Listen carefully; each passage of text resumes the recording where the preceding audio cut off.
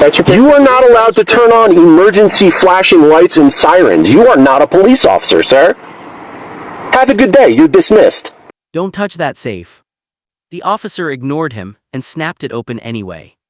Flashing lights cut across a quiet roadside, a patrol car boxed in a black sedan, one cop already heated, already pushing, one man behind the wheel, hands visible, not moving, not panicking. "This is a lawful search," the officer said, forcing the situation, voice loud enough to control it. No warrant, no clear reason, just pressure and a decision already made. But the man he stopped didn't argue, didn't plead. He just watched, steady, like he knew something the officer didn't. Then the tone shifted. A second unit rolled up, radios crackled, and instead of backing down, the officer doubled down, lifting the locked safe like he'd just won. The driver finally spoke, calm and precise. "Once you open that, you don't get to take it back." The latch clicked. And in that exact second, everything changed. Before we go anywhere further, comment where in the world you are watching from and make sure to subscribe because tomorrow's story is one you don't want to miss. For half a second, nobody spoke. The officer's grip tightened around the safe like he expected something to jump out of it, like he'd just proven a point. His chest was still high with adrenaline, jaw clenched, eyes locked on Daniel as if waiting for him to crack. But Daniel didn't move.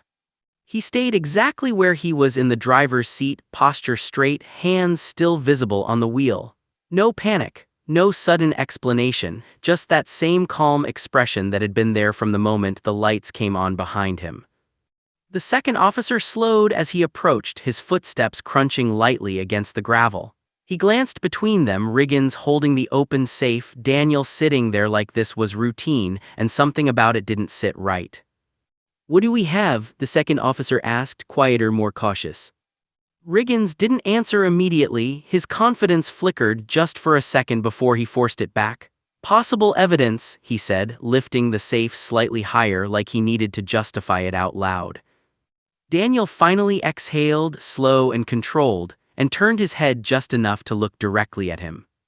"You forced entry," he said, voice even, "without consent, without probable cause." Riggins scoffed, but it came out tighter this time. "Save it," he snapped. "You don't get to tell me how this works." But Daniel didn't argue, didn't raise his voice. He just watched him like he was waiting for something very specific to happen. A faint sound cut through the air. Not loud, not dramatic. Just a subtle tone coming from inside the car. The second officer's head turned instantly. "You hear that?" Riggins didn't respond. His focus dropped back to the safe in his hands. And for the first time since this started, he hesitated.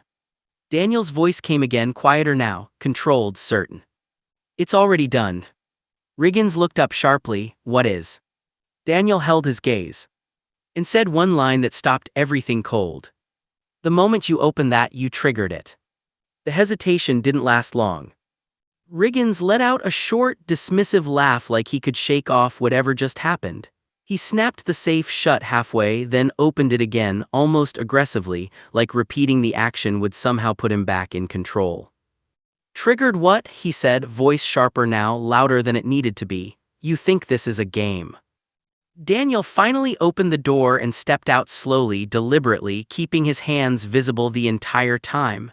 No sudden movements, no resistance, just control. "I'm not playing anything," Daniel replied. "I'm documenting." The second officer shifted his stance, now closer, eyes moving between the safe and Daniel. "Sir, what exactly is in there?" Daniel didn't look at him, his focus stayed locked on Riggins. "That depends," he said calmly, "on how far he's already gone." Riggins scoffed again, but it didn't land the same. "I've got probable cause," he insisted, though he still hadn't explained what it was. "You were acting suspicious, refused lawful commands." "I asked for clarification," Daniel cut in, still calm. "You changed your reason 3 times." That hit. The second officer's brow tightened slightly. 3 times, he asked, almost under his breath. Riggins turned quickly. "Don't start," he snapped. "I know what I'm doing." But the cracks were forming now.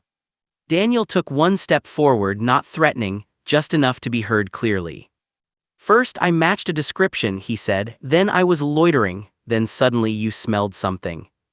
Riggins' jaw tightened. People like you always think you can talk your way out. I'm not talking my way out, Daniel said. I'm letting you talk your way in. Silence. That line landed heavier than anything before it. The second officer glanced at the patrol car, then back at Riggins. The radio on his shoulder gave a faint crackle like it was waiting. And then, a small blinking light on Daniel's dashboard caught his attention again. Steady, rhythmic, active. Hey, the second officer said slowly, what is that? Riggins didn't answer. Because now he saw it too. Daniel followed their gaze, then looked back at Riggins, his voice lower this time, but unmistakably firm. You should have stopped when I told you. Riggins tightened his grip on the safe, trying to regain control of the moment. But it was slipping. And deep down, he knew it.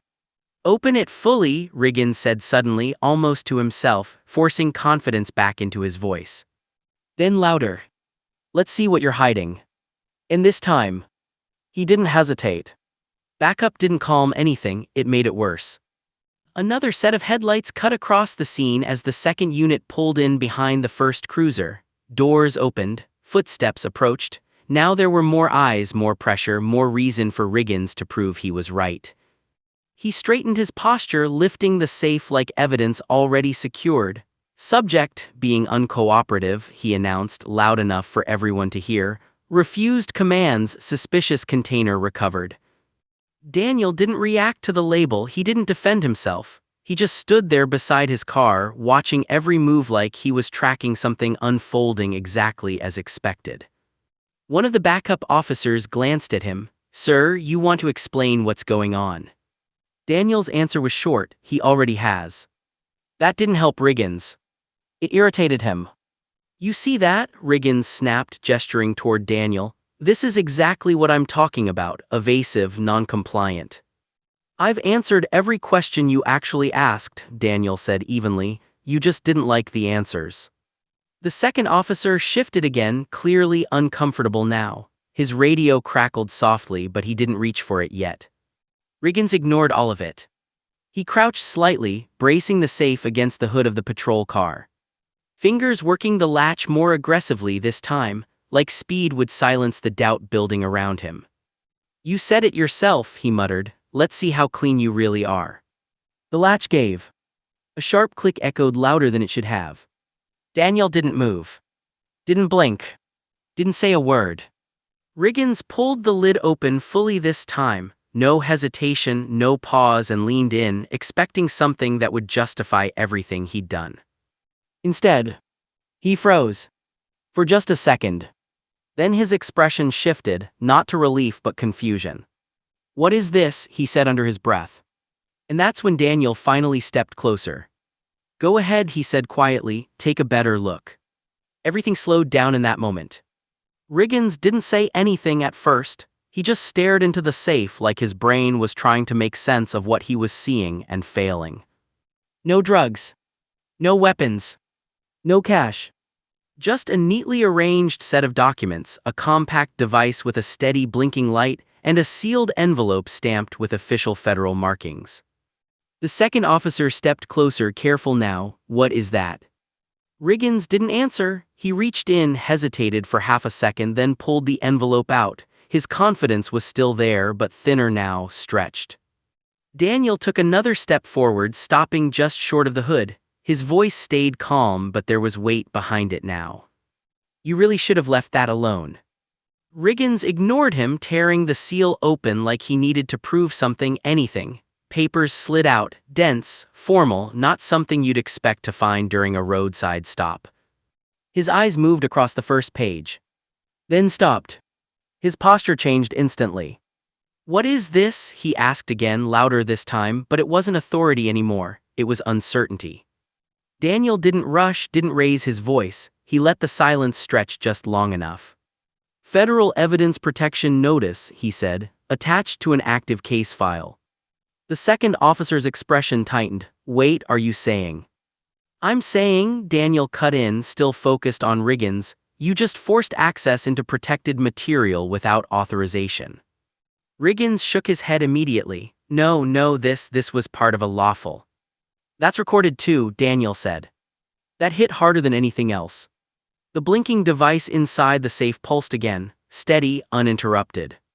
Riggins looked down at it, then back at Daniel. For the first time since this started, he looked unsure.